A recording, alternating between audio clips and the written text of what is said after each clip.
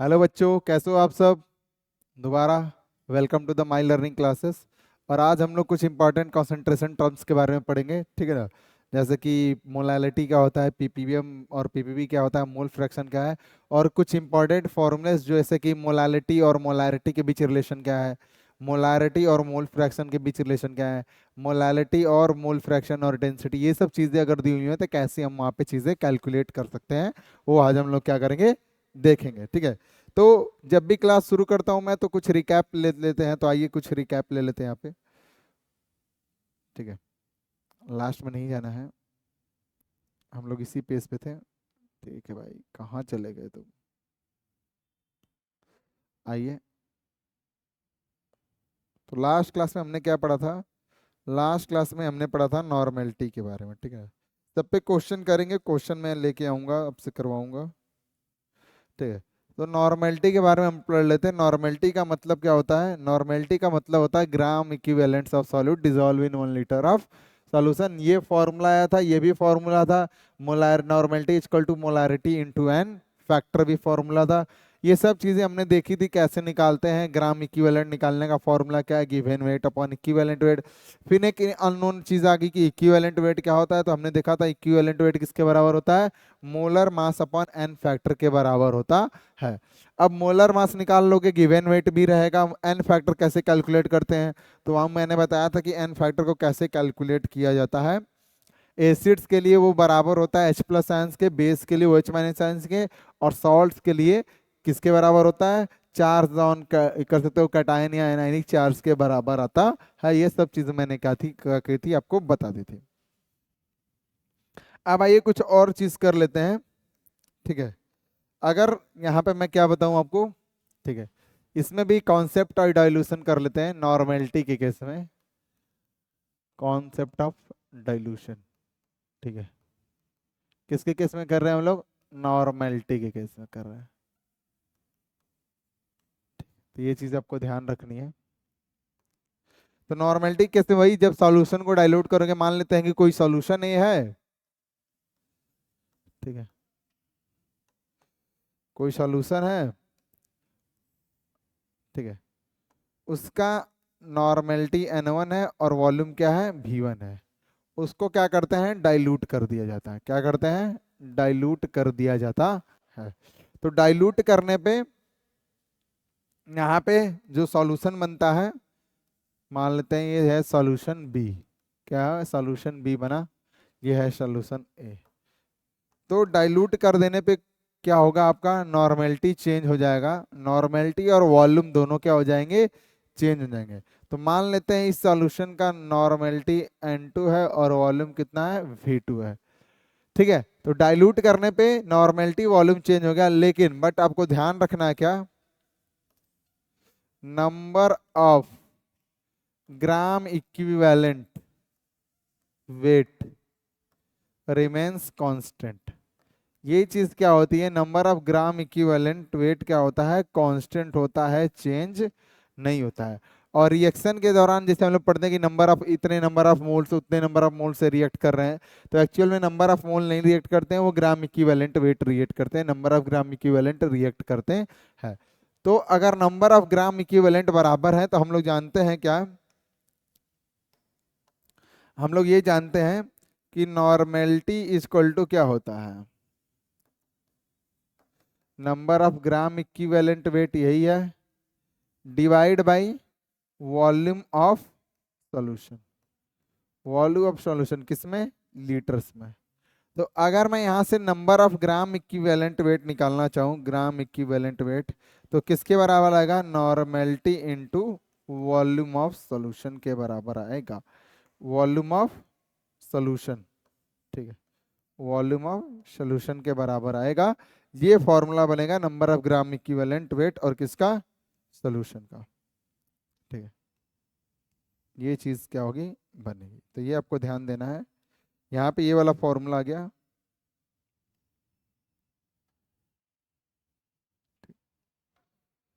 ये क्या करना है आपको, ध्यान देना है कि number of gram equivalent weight किसके बराबर होते हैं, नॉर्मेलिटी इनटू सोल्यूशन के।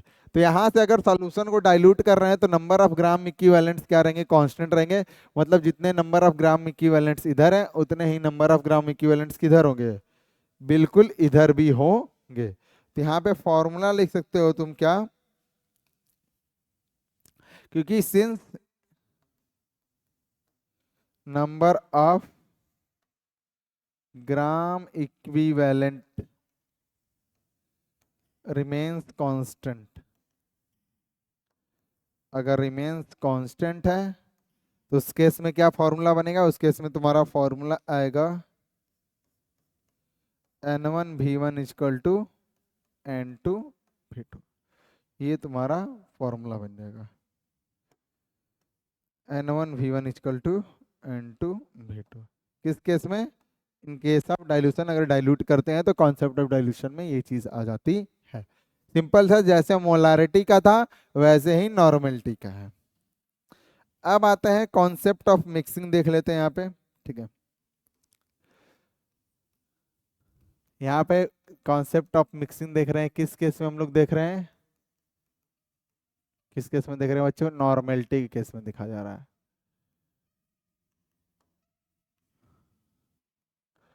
और यहाँ पे किसकी बात करेंगे हम लोग बात करेंगे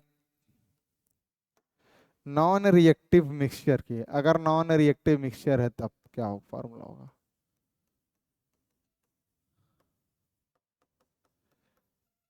तो अगर नॉन रिएक्टिव मिक्सचर होता है तो उस केस में जैसे मोलारिटी का फॉर्मूला था अगर टोटल हम लोग मोलारिटी निकालते थे या फाइनल मोलारिटी निकालते थे दो सॉल्यूशन को मिक्स करने के बाद, क्या था, M1 V1 plus M2 V2 upon V1 plus V2। वैसे ही नॉर्मेलिटी के केस में क्या होगा, नॉर्मेलिटी के केस में जो आपका फॉर्मूला बनेगा, मतलब N नॉर्मेलिटी ऑफ मिक्सचर, वो क्या आएगा बच्चों, N1 V1 plus N2 V2 upon V1 plus V2। ये फॉर्मूला बन जाएगा। ये आपको याद रखना है, क्या करना है आपको, ये चीज याद रखनी है। ठीक है, ये बन गया नॉन रिएक्टिव मिक्सचर केस में। अब अगर बात कर लेते हैं रिएक्टिव मिक्सचर लेंगे तो वहां पे ग्राम इक्विवेलेंट से रिएक्ट करते हैं, इसलिए मैंने उस समय नहीं बताया था, मैंने बोला था इधर ही बता दूंगा। रिएक्टिव मिक्सचर का अगर केस लेते हो, ठीक है, तो देखो यहाँ पे मान लो कोई सॉल्यूशन है 300 मिलीलीटर 1 मोलर, क्या करता है तुम्हारा HCl, रिएक्ट करता है 400 मिलीलीटर 1 मोलर NaOH से। अब ये रिएक्टिव मिक्सचर है, तो अब इस केस में कैसे निकालोगे नंबर ऑफ ग्राम, कैसे निकालोगे तुम, ठीक है, यहाँ पे ये जो चीज बनेगा क्या बनेगा, NaCl प्लस H2O। अब मुझे पता करना है कि NaCl कितना बना हुआ है, दोनों को रिएक्ट कराने के बाद ये रिएक्टिव मिक्सचर है। तो यहाँ पे देखो तुम यहाँ पे क्या कैलकुलेट करोगे, मैंने बताया जब भी आपस में रिएक्ट करते हैं तो कौन सी चीज करती है, number of gram equivalent weight. तो यहाँ पे number of gram equivalent weight निकाल सकते हो तुम, number of gram equivalent weight ऐसे लिख सकते हो, नंबर ऑफ ग्राम इक्विवेलेंट किसके बराबर होगा। तो देखो यहाँ पे फॉर्मूला क्या था, नंबर ऑफ ग्राम इक्विवेलेंट का फॉर्मूला है normality into volume of solution. ठीक है, तो अगर यहाँ पे हम लोग क्या करते हैं, इस फॉर्मूले को तुम क्या कर सकते हो, यहाँ पे लिख देता हूँ, आगे ही लिख देता हूँ, ठीक है, इधर लिख लेते हैं। ठीक है, नंबर ऑफ ग्राम इक्विवेलेंट्स क्या था, नॉर्मेलिटी इनटू वॉल्यूम। ठीक है, नॉर्मेलिटी का मतलब क्या होता है, मोलैरिटी, क्या होता है, molarity into N factor into volume.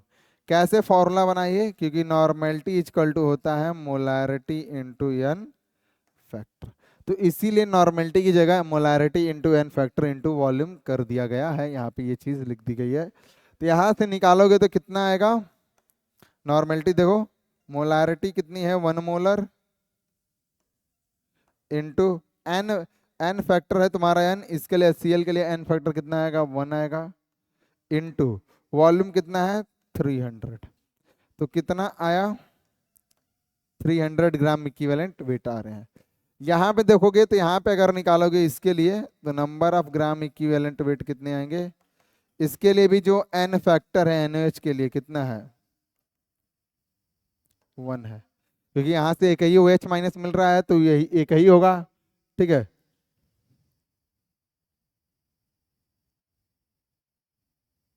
यहाँ पे कर लेते, तो ये चीज आ चुका है। ठीक है, मोलारिटी इंटू मोल फैक्टर, मोलारिटी इंटू वॉल्यूम। ठीक है, 300 ग्राम इक्विवेलेंट। ठीक है, ये आ गया। इसका निकालोगे तो देखो molarity into volume into molarity into N factor into volume, ये चीज लिखी जा सकती है। मोलारिटी कितनी दी हुई है, 1 मोलर। ठीक है, ये रहा 400, सॉरी एन फैक्टर कितना है 1 और वॉल्यूम कितना है 400, तो इसके कितने वेट आए, 400 ग्राम इक्विवेलेंट वेट आ रहे हैं। तो यहाँ पे मैं लिख सकता हूँ कि 300 gram equivalent of HCl will react with 300 कितना 300 ग्राम इक्विवेलेंट ऑफ NaOH।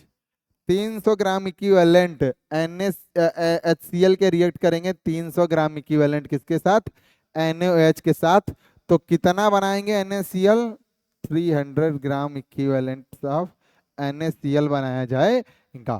ठीक है ना, और बच कितना जाएगा, 100 ग्राम इक्विवेलेंट्स इसके क्या बच जाएंगे, NaOH के बच जाएंगे, क्योंकि इसके में कितने हैं 400 ग्राम इक्विवेलेंट्स वेट है और यहाँ पे कितने हैं 300 ग्राम इक्विवेलेंट्स वेट्स हैं।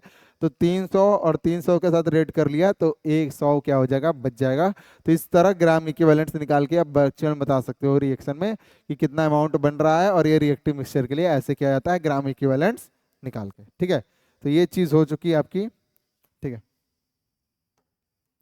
कि कैसे आपको निकालना है ग्राम इक्विवेलेंट्स। ठीक है, और उसका मतलब क्या होता है। ठीक है, अब बात करते हैं एसिड बेस अगर सॉल्यूशन दे दिया हो तो उस केस में कैसे निकालेंगे। ठीक है, तो ये देखिए यहाँ पे मान ली एसिड बेस है, एसिड बेस। ठीक है, उस केस में कैसे निकालेंगे, मान low concentration of OH minus निकालना हो तो उसके लिए फॉर्मूला होता है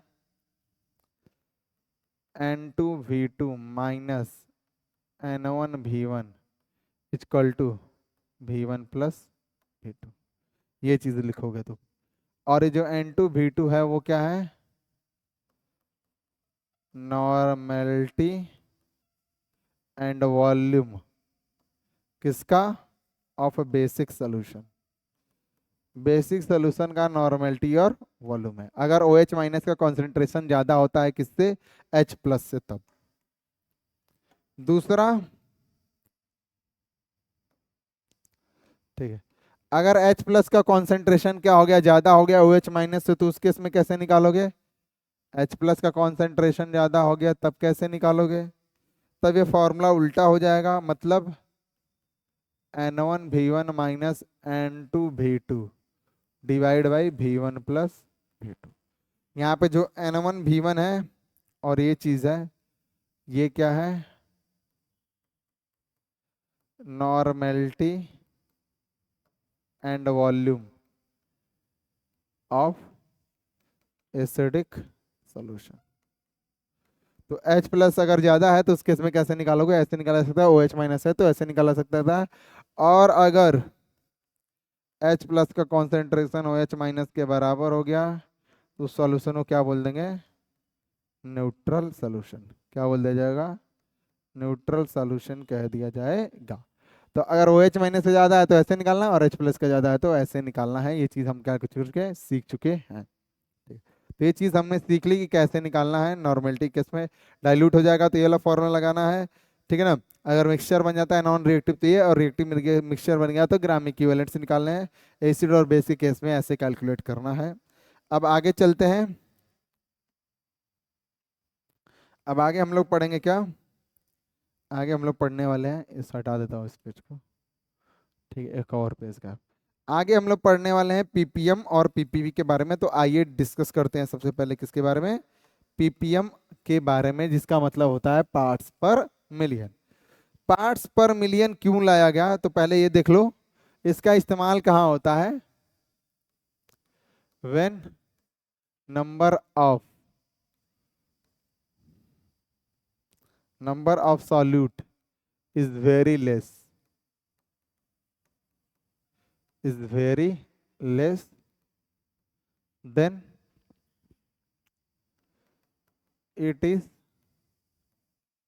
कन्वीनियंट। जब सॉल्यूट का अमाउंट बहुत ज़्यादा कम होता है तो उस केस में हमको क्या करते हैं, जो कॉन्सेंट्रेशन ऑफ सॉल्यूशन है उसको हम लोग पीपीएम या पीपीबी में रिप्रेजेंट कर दिया जाता है। तो ये बोल सकते हो when number of solute is very less then it is convenient to represent it in PPM और पीपीबी।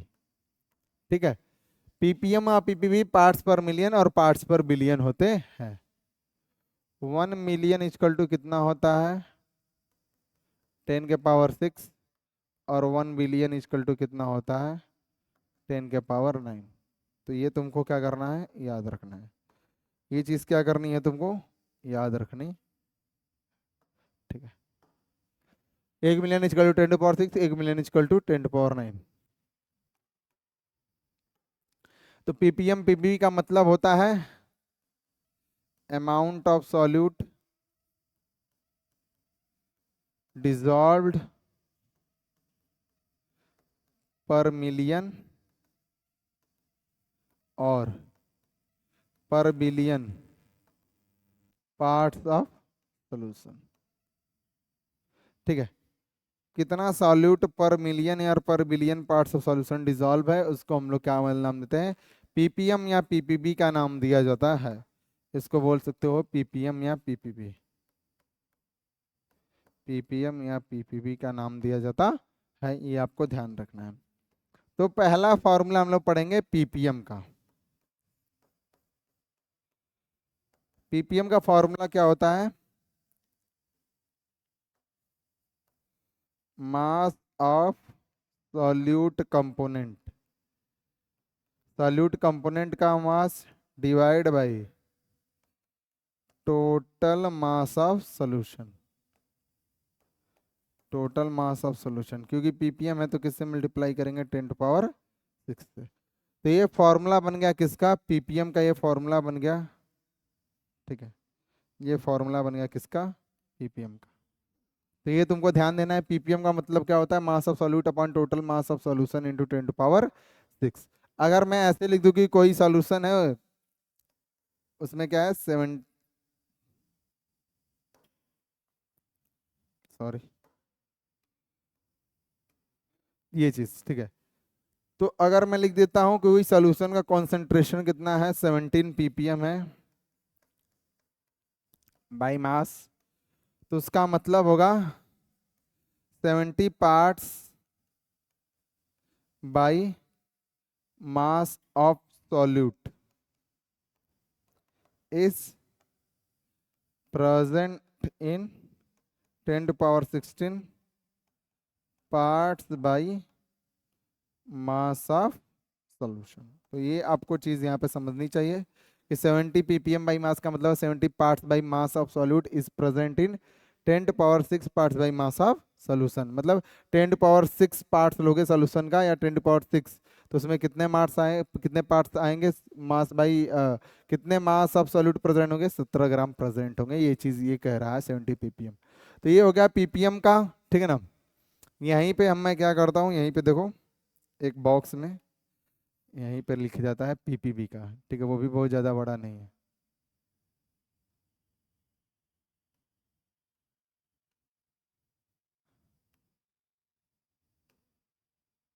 ठीक है, ये रह गया पीपीएम। दूसरा होता है पीपीबी। तो पीपीबी का फॉर्मूला है क्या है, देखो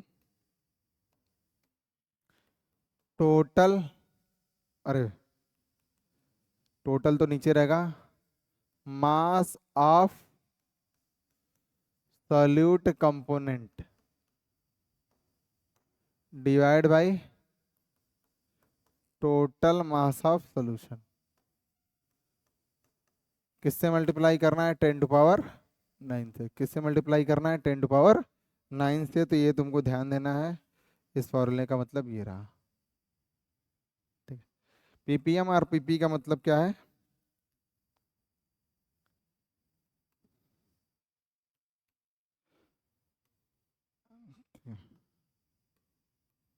पीपीबी मतलब कितने मास of solute component 10⁹ parts of solution में प्रेजेंट है, उसको क्या बोलते हैं, पीपीबी। लिखा मैंने 1 बिलियन मतलब 10⁹ और 1 मिलियन मतलब 10⁶। तो इस तरह करके पीपीवीएम और पीपीबी क्या किया जा सकता है, पता किया जा सकता है। तो बताओ ये वाली चीज तुमको समझ में आई कि नहीं। ठीक है, पीपीएम और पीपीबी समझ में आया कि नहीं, ये बताओ।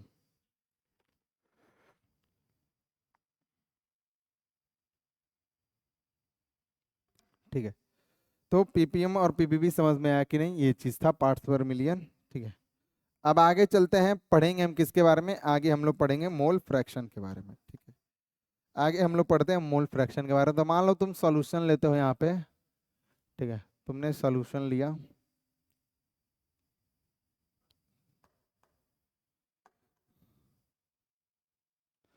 ये सॉल्यूशन है। सॉल्यूशन में दो कंपोनेंट हैं, एक का कंपोनेंट का नाम है ए और दूसरे कंपोनेंट का नाम है बी। ए प्लस बी मिलके क्या बना रहे हैं, एक सॉल्यूशन बना रहे हैं।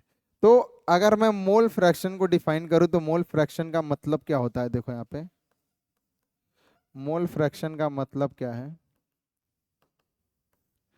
मोल फ्रैक्शन का मतलब होता है जो इसका भी मोल फ्रैक्शन निकालना चाहते हो, ठीक है ना। तो ratio of the one component to the total number of moles of component present in the solution. तो मोल फ्रैक्शन का मतलब क्या होता है, ratio of number of moles of one component to the total number of total number of total number of moles of come total number of, यहाँ पर total, to the total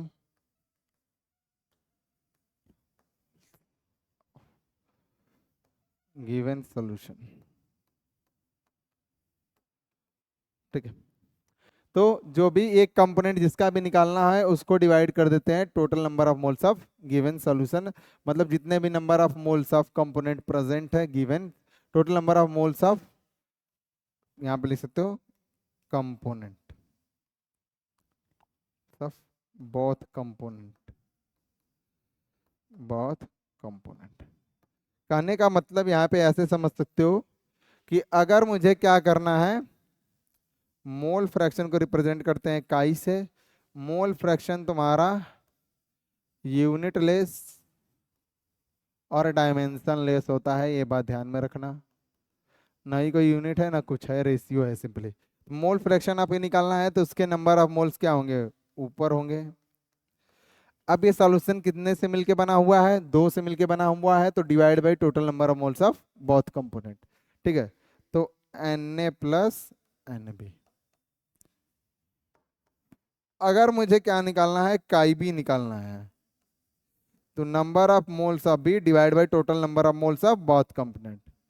Na plus Nb का नाम दे दिया जाएगा। तो ये तुमको ध्यान में रखना है कि कैसे नंबर ऑफ मोल्स निकालने हैं। ये एक रेशियो होता है, जिस कंपोनेंट निकालना चाहते हैं उसको ऊपर लेते हैं, divide by total number of moles of the component present in the solution. ठीक है, अब देखो यहाँ पे। ठीक है, अब एक छोटी सी बात देखो, जैसे chi A plus chi B sum of mole fraction of both the components equal to 1 होता है। Chi A plus chi B 1 लिख सकते हो, या अगर तुमने क्या लिया है, तीन कंपोनेंट लिया हुआ है, chi A plus chi B plus chi C, तब भी क्या आएगा, 1 के बराबर ही आएगा। किसके बराबर आएगा, 1 के बराबर ही आएगा। प्रूफ भी कर सकते हो, यहाँ पे देखो chi A plus chi B equal to 1 proof करना है तो काई ए इक्वल टू क्या होता है, Na upon Na plus Nb। दोनों को प्लस करना है, Nb, chi B equal to Nb divide by Na plus Nb। LCM ले लो नीचे, Na प्लस Nb आया, Na प्लस एनबी से डिवाइड करोगे तो 1 आया, तो यहाँ पे हो गया Na, और सेम चीज डिवाइड करोगे तो 1, और इससे मल्टीप्लाई तो एनबी। तो अब देखो क्या नहीं आ रहा है, क्या 1, दोनों को कैंसिल आउट किया तो कितना आया 1। इसलिए ये याद रखना कि जब भी मोल फ्रैक्शन लेते हैं दो बहुत कंपोनेंट्स का, जो भी प्रेजेंट है सॉल्यूशन में 1 आता है, 3 का लोगे तब भी 1 आएगा। देख सकते हो कैसे आएगा, वो बता देता हूं मैं। काई इक्वल टू क्या लिखोगे, Na upon Na plus NB plus NC. Chi B equal to क्या लिखोगे, एनबी अपॉन यही चीज लिखोगे, फिर एनसी अपॉन यही चीज लिखोगे, ठीक है, तीनों में लिखोगे। तो एलसीएम क्या हो जाएगा, Na plus NB plus NC. अब एलसीएम डिवाइड कर दो 1 आया तो ऊपर बचा Na, फिर इसको डिवाइड कर दो 1 मल्टीप्लाई एनबी आया, फिर डिवाइड किया तुमने डिनोमिनेटर से इसमें तो 1 आया, और ये हो गया एनसी। और काट देंगे तो दोनों किसके बराबर आएंगे, दोनों 1 के बराबर आ जाएंगे। ठीक है, तो ये आ गए 1 के बराबर। ठीक है, तो ये तुमको बात ध्यान देना है कि मोल फ्रैक्शन में जितने भी कंपोनेंट्स लेते हैं सबका मोल फ्रैक्शन का सम किसके बराबर होता है, 1 के बराबर आता है। चाहे 2 कंपोनेंट ले लो चाहे 3 कंपोनेंट ले लो, वो तुम्हारी मर्जी है। ठीक है, अब ये दूसरा फॉर्मूला हो गया। तीसरा फॉर्मूला यहाँ पे होता है कि काई ए प्लस काई बी अगर 1 के बराबर है, तो अगर इसमें किसी एक का वैल्यू दिया हुआ है तो काई ए इक्वल टू लिख सकते हो 1 माइनस काई बी, या काई बी इक्वल टू लिख सकते हो 1 माइनस काई। ये चीज तुम क्या कर सकते हो, लिख सकते हो। दोनों चीजें यहाँ से पता लगा सकती हैं। मतलब अगर तुमको किसी एक का मोल फ्रैक्शन मालूम है तो दूसरे का अल्टीमेटली पता चल जाएगा, किससे, 1 में से माइनस कर दोगे तो वो आंसर आ जाएगा। हमेशा लेस देन 1 ही वैल्यू आएगी, ठीक है ना, क्योंकि दोनों 1 के बराबर है। ठीक है, तो ये रहा किसके बारे में, मोल फ्रैक्शन के बारे में। आगे चलते हैं, और आज का जो टॉपिक है, ठीक है, ये वाला, ये है इंपॉर्टेंट टॉपिक मोलालिटी के बारे में। ठीक है, तो अब हम लोग जानेंगे डिटेल में किसके बारे में, मोलालिटी के बारे में जानने वाले हैं। तो आइए देखते हैं मोलालिटी क्या कहती है। तो मोलालिटी का मतलब क्या होता है, देखो, मोलालिटी का मतलब होता है number of moles of solute present in 1 kg solvent. 1 kg solvent में कितने number of moles of solute dissolve है, उसको क्या बोला जाता है, मोलालिटी कहा जाता है। तो मतलब यहां से पता चला कि मोलालिटी का फॉर्मूला क्या आएगा, मोलालिटी का फॉर्मूला होगा number of moles of solute divide by weight of solvent. ऐसे लिख लेते हैं, वेट ऑफ सॉल्वेंट किस में लोगे, केजी में। किस में लिया जाएगा, केजी में। तो यहां से ये हो गया एक फॉर्मूला इसका, ठीक है, मोलालिटी का ये फॉर्मूला हो गया। दूसरी बात, क्योंकि यहाँ पे नहीं आ रहा है वॉल्यूम, तो ये तुम्हारा कैसा होगा, टेम्परेचर इंडिपेंडेंट। कैसा होगा, टेम्परेचर इंडिपेंडेंट कंसंट्रेशन टर्म इसको बोली जाएगी, टेम्परेचर इंडिपेंडेंट बोला जाएगा। दूसरी बात, ये पहली बात मैंने तुमको बताई। दूसरी बात, यूनिट की बात करो, यूनिट क्या होगा, देखो नंबर ऑफ मोल्स तुम किस में लेते हो, सॉल्यूट के कितने लोगे, मोल में, और ये ऊपर केजी में, तो यूनिट कितना आया, मोल पर केजी। तो दूसरा इसका यूनिट क्या होता है, मोल पर केजी होता है। ये चीज तुमको ध्यान रखनी है। ठीक, अब इसी फॉर्मूले को अगर मैं एक्सपेंड कर दूं तो यहाँ पे क्या आ जाएगा, देखो, number of moles of solute का फॉर्मूला होता है वेट ऑफ सॉल्यूट। ठीक है, यहाँ पे लिख सकते हो W2 divide by molar mass of 2 into weight of solvent, मतलब 1। अगर तुम किस में लेते हो, ग्राम में, तो ऊपर किससे मल्टीप्लाई करना पड़ेगा, 1000 से मल्टीप्लाई करना पड़ेगा। ये भी एक फॉर्मूला आएगा, ये भी इसके बराबर ही होता है। ठीक है, तो ये चीज देखो यहाँ पे, ठीक है, number of moles of solute, weight of solute divide by molar mass into 1000 divide by weight of solvent, किसमें, ग्राम में। यहाँ पे ले गया है, यहाँ किस में प्रेजेंट है, केजी में प्रेजेंट है। तो ये चीज आपको क्या करनी है, ध्यान देनी है कि कैसे चीजों को निकालना है। ठीक है, यूनिट तुमने जान लिया, ये जान लिया मोलालिटी क्या होता है, और ये चीज जान ली तुमने, ठीक है ना, कैसे निकालते हैं। ठीक है, अगर मैं एग्जाम्पल बोलूं यहाँ पे, एग्जाम्पल जैसे कि मान लो 5 मोलल एक सॉल्यूशन है, तो इस सेंटेंस से तुम क्या समझोगे, या ये अगर ये किसी बॉटल के पीछे ऐसे लिखा हुआ है, एक बॉटल है, उसके पीछे लिखा हुआ है 5 मोलर 5 सोल्यूशन, तो इसका मतलब ये हो जाएगा कि 5 moles of solute dissolved in 5 moles of solute dissolved in 1 kg या 1000 ग्राम ऑफ सॉल्वेंट। इसका मतलब 5 मोलर, ठीक है ना, इसको ऐसे रिप्रेजेंट करते हैं स्मॉल एम से, ठीक है, स्मॉल एम से रिप्रेजेंट किया जाता है, तो ये ध्यान देना, किससे रिप्रेजेंट करते हैं, स्मॉल एम से, ठीक है।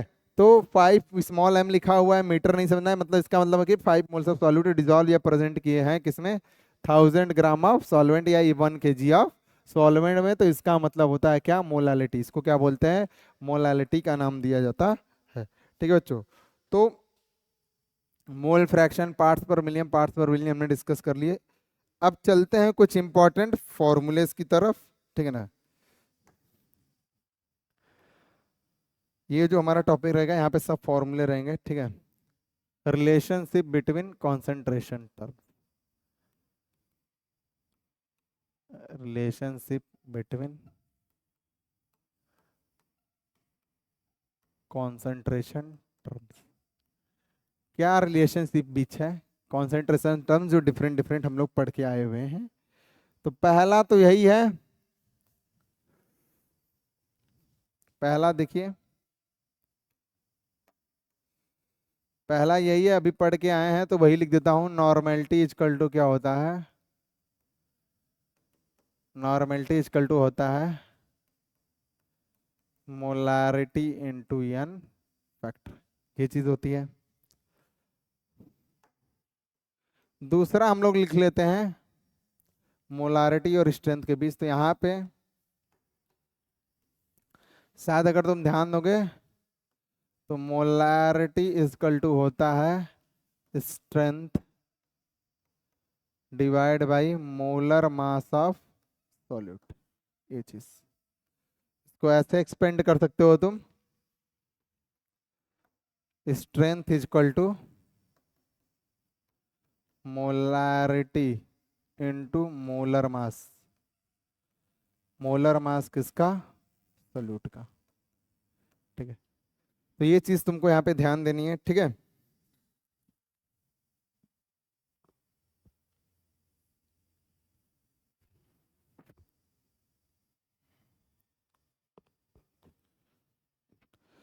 ठीक है, तो ये स्ट्रेंथ इक्वल टू क्या हो गया, molarity into molar mass of solute, ये शॉर्टकट है निकालने का।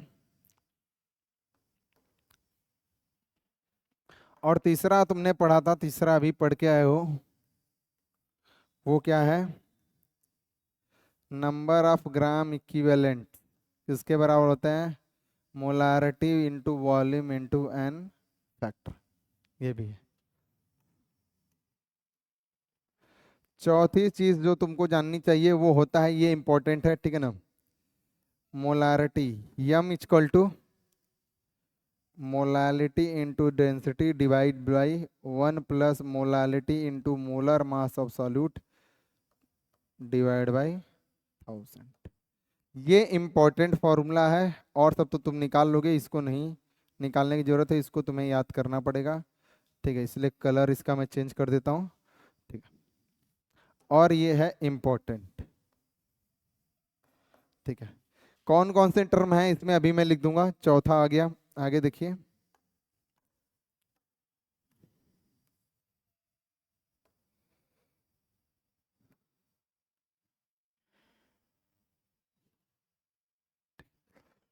ये चौथा फॉर्मूला हो गया। आइए पांचवा देखिए, पांचवा है किसके बारे में, डेंसिटी, और अगर मोल फ्रैक्शन दिया हुआ है तब उस केस में मोलारिटी कैसे निकालेंगे। तो एम इक्वल टू होता है 1000 इंटू डेंसिटी इंटू काई टू डिवाइड अपॉन, ऐसे लिख देता हूँ इसको बीच में से, देखो 1000 इंटू, अच्छा ये डेंसिटी इंटू काई टू बड़ा बड़ा, इसके बाद होता है Chi1 M1 plus Chi2 M2। ठीक है, ये रहा। और एक लास्ट वाला जो है, छठा वाला, वो क्या होता है? वो है तुम्हारा मोलैलिटी इक्वल टू क्या होता है? डेंसिटी। अरे 1000 × Chi2 divide upon Chi1 M1।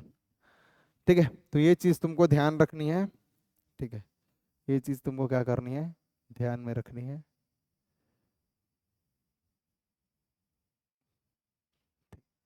अब आइए लिख देता हूँ कौन सी चीज़ क्या क्या रिप्रेजेंट करती है, किसको किसको। ठीक है, कौन सी चीज़ किसको किसको रिप्रेजेंट कर रही है, यहाँ पे देख लेते हैं, ये सही रहेगा। ठीक, आइए यहाँ पे देखो, कैपिटल M रिप्रेजेंट कर रहा है किसको? दूसरे कलर से लिखते हैं। कैपिटल M रिप्रेजेंट कर रहा है मोलैरिटी को। ठीक है, ये जो कैपिटल M है किसको रिप्रेजेंट कर रहा है? मोलैरिटी को। स्मॉल m रिप्रेजेंट कर रहा है किसको? मोलैलिटी को। यहाँ पे जो स्मॉल m है वो भी मोलैलिटी है, इसलिए देखो इससे कर रहा हूँ। ठीक है, और यहाँ पे भी जो है, और कहीं पे नहीं है। ठीक है, यहाँ पे और यहाँ पे दो जगहों पे क्या है? मोलैलिटी है। M2 रिप्रेजेंट कर रहा है क्या? Molar mass. अच्छा ऐसे लिख देते हैं। ठीक हो गया। Chi1 रिप्रेजेंट कर रहा है मोल fraction of solvent. Mole fraction of solvent. Chi1 मतलब क्या होता है? सॉल्वेंट। Chi2 रिप्रेजेंट कर रहा है मोल फ्रैक्शन ऑफ सॉल्यूट। क्या रिप्रेजेंट कर रहा है? मोल फ्रैक्शन ऑफ सॉल्यूट को। M1 जो रिप्रेजेंट कर रहा है यहाँ, और यहाँ पे M1 है, तो वो रिप्रेजेंट कर रहा है molar mass of solvent. Molar mass of. और जो M2 रिप्रेजेंट कर रहा है वो है मोलर मास ऑफ सॉल्यूट। और D मतलब क्या होता है? D मतलब होता है डेंसिटी। और डेंसिटी का फॉर्मूला होता है क्या? Mass by volume. और इसका यूनिट होता है किलोग्राम पर मीटर क्यूब, या ग्राम पर सेंटीमीटर क्यूब भी लिखा हुआ मिल जाएगा। तो ये सब चीजें आपको क्या होनी चाहिए? मालूम होनी चाहिए। इसमें से ये वाला इंपॉर्टेंट है, जब कभी कभी मोलालिटी और डेंसिटी दे देता है, पूछ लेता है मोलारिटी निकालो, इस फॉर्मूले को तुम एक्सपेंड भी कर सकते हो, ऐसे भी लिख सकते हो। Molarity to molality into density 1 + m molality molar mass of solute divide by 1000। अब इसका इसमें मल्टीप्लाई कर दो तो कितना आएगा? मोलालिटी इंटू डेंसिटी 1000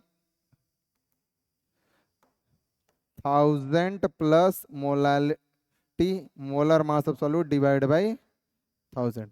अब 1000 का ऊपर क्या हो जाएगा? मल्टीप्लाई, तो ये कुछ ऐसा दिखेगा तुमको, 1000 into MD divide by 1000 plus molality molar mass of solute. तो ये चीज़ तुमको दिखने को मिल सकती है, तो ये बात ध्यान में रखना। ठीक है, ये चीज़ तुम क्या करना, ध्यान में रखना कि कहीं छूट न जाए। ठीक है, इसको मैं इधर कर देता हूँ।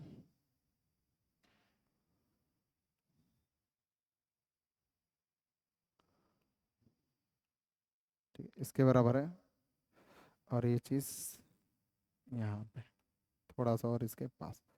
ठीक है, तो ये तुमको ध्यान देना है यहाँ पे। ठीक है,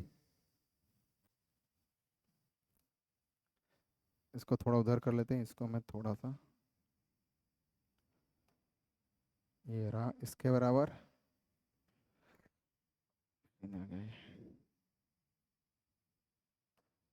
ये इसके बराबर। ठीक है, ठीक है, तो ये रह गया तुम्हारा फॉर्मूला। किसके में इस तरह सॉल्व कर सकते हो तुम। ये भी फार्मूला कहीं कहीं बुक में लिखा हुआ मिल जाएगा, और ऐसे भी तुम सॉल्व कर सकते हो। और सब चीज़ें क्या लिखी हुई है, एक पेज पे तुम्हें लिखी हुई है। तो ये वाला स्लाइड इंपॉर्टेंट है इन केस आपको स्ट्रेंथ निकालना हो, नॉर्मेलिटी निकालना हो, नंबर ऑफ ग्राम इक्विवेलेंट्स निकालने हो, या मोलैरिटी। ये भी क्या है? मोलैरिटी है। ठीक है, लिख देता हूं मैं, ये भी मोलैरिटी है। ठीक है, ये भी क्या है? यहाँ पे मोलैरिटी ही है। और ये क्या है, स्मॉल है, मोलालिटी है। ठीक है बच्चों, तो ये क्या है हमारा, ये सब फॉर्मूले क्या होते हैं यहाँ से खत्म होते हैं। ठीक है बच्चों, अब जो भी चीजें करेंगे हम लोग, कल हम लोग क्या करेंगे, इस पे क्वेश्चन डिस्कस करेंगे और देखेंगे कि किस टाइप के क्वेश्चन पूछे जाते हैं। ठीक है, तो thank you for attending this lecture. I hope कि आपको कंसंट्रेशन टर्म अच्छे से समझ में आएगा, और उसमें कोई मोल कॉन्सेप्ट इन सॉल्यूशन, और मोल कॉन्सेप्ट जो हमने पढ़ा था इन टर्म्स ऑफ नंबर, मास और क्या वॉल्यूम के रूप में, वहाँ पे कोई आपको दिक्कत नहीं होगी जितने भी चीज़ें पढ़े हैं। ठीक है, तो ऐसे ही बने रहिए, अगली चीज़ हम लोग डिस्कस करेंगे नेक्स्ट क्लास में। ठीक है, तो बाय बाय।